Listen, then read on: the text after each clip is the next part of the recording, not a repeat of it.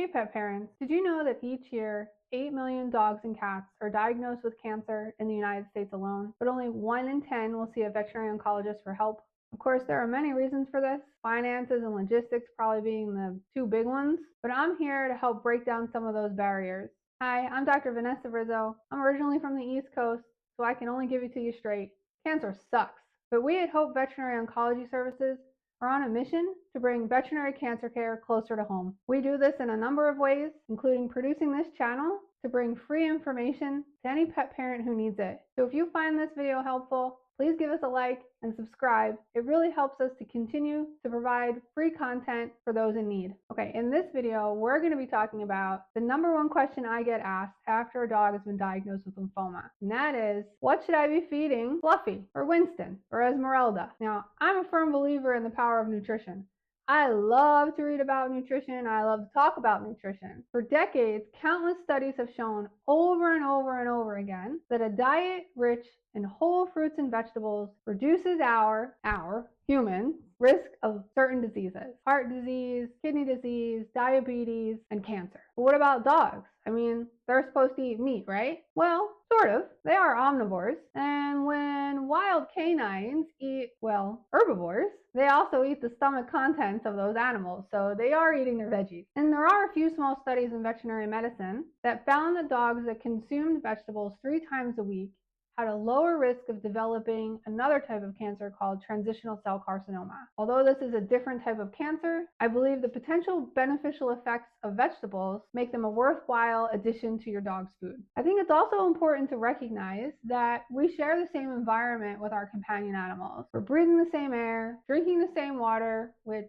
might have some carcinogenic toxins in it. And in some cases, we're even eating the same processed food. In fact, there's an entire branch of science now called comparative oncology that's dedicated to the study of cancer in companion animals, simply for the purposes of determining their translational relevance to humans. In other words, researchers on the human side have finally figured out what veterinarians have been saying for decades. Studying spontaneously occurring cancers in animals that are sharing our environment might be more informative than studying cancer in genetically modified mice in the laboratory. So how exactly do environmental toxins and processed foods lead to cancer? Well, to answer that question, let's just take a second and talk about what cancer is and what it is not. Cancer is not one thing. It is not one disease. It does not develop in most cases because of one event. And one dog's lymphoma is not the same as another dog's lymphoma. This is why it is so hard to treat, despite the billions of dollars and thousands of insights we have gained since President Nixon signed the War on Cancer Act in 1971.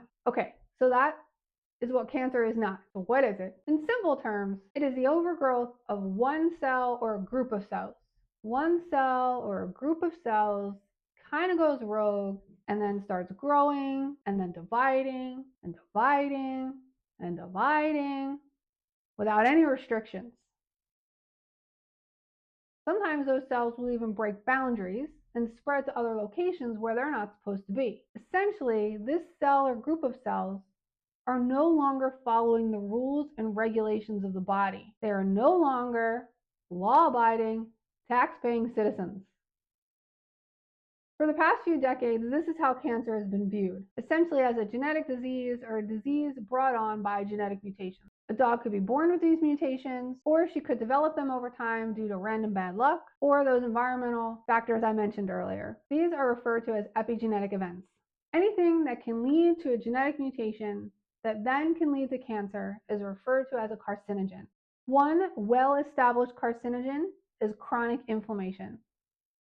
So what I just described has a name. It's called the somatic mutation theory of cancer. Recently, cancer has received attention as a metabolic disease rather than a genetic disease. I say recently because Dr. Otto Warburg actually described cancer as a metabolic disease back in 1924. The famous Warburg effect states that cancer, malignant growth, and tumor growth are caused by the fact that tumor cells mainly generate energy without oxygen. In other words, tumor cells can break down sugar for energy in an hypoxic environment, unlike normal cells, which really prefer to use oxygen, while they're generating energy. Dr. Warburg actually won the Nobel Prize for this research in 1931.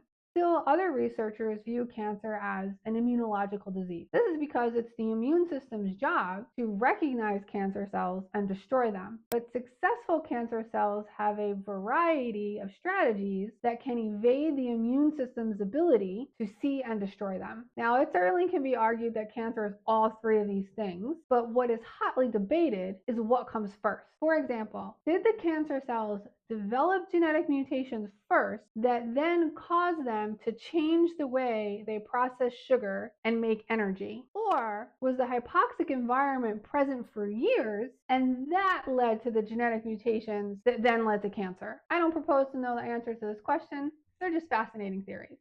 So what am I rambling on about? The whole point is that cancer is a multifactorial disease that requires a multifactorial treatment. So back to food. Highly processed dog foods are industrial creations that are made with very little, if any, whole fresh food. On top of that, these foods contain added unhealthy fats and preservatives to enhance shelf life. And maybe that's not the best choice for a dog with lymphoma, or really any dog. Highly processed foods, whether they're for dogs or for humans, often contain something called advanced glycation end products, or AGEs for short. AGEs have been shown to contribute to chronic inflammation. AGEs are formed during the cooking and processing of foods, and they can exacerbate inflammatory processes in the body. As I mentioned earlier, and like to say all the time, chronic inflammation is linked to various health issues, including lymphoma. Additionally, while the makers of these processed foods add back in the nutrients that were extracted from the heating process, those added nutrients may not be as bioavailable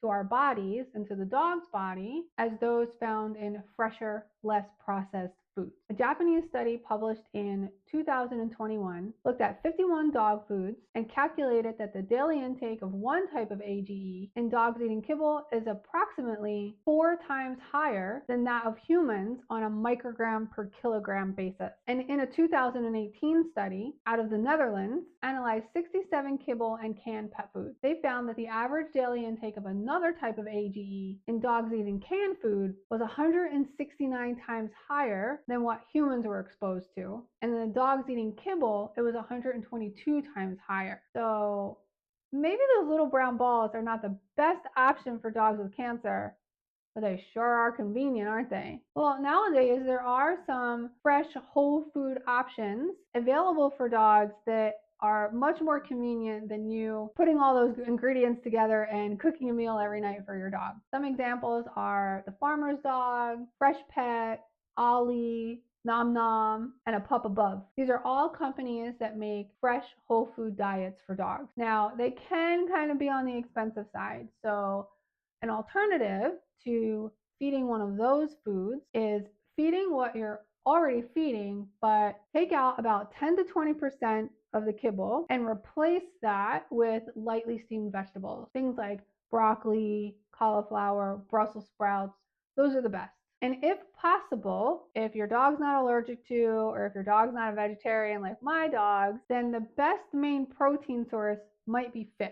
Wild caught fish like salmon, sardines, haddock. These are fish that are very high in omega-3 fatty acids, which have been found to be a powerful anti-inflammatory agent. Now, I do get asked quite often about the raw food diet. These foods have definitely gained popularity, but for dogs with cancer, they may pose a little bit of a risk. Dogs with lymphoma have a weakened immune system, and those foods may expose the dog to harmful bacteria, which a dog with a compromised immune system may not be able to deal with. So I'm not generally recommending raw food diets for my cancer patients. Okay, so as I mentioned before, a lot of the research shows that eating a diet rich in whole fruits and vegetables can prevent disease, including cancer. But can vegetables treat cancer? I mean, that just sounds nuts.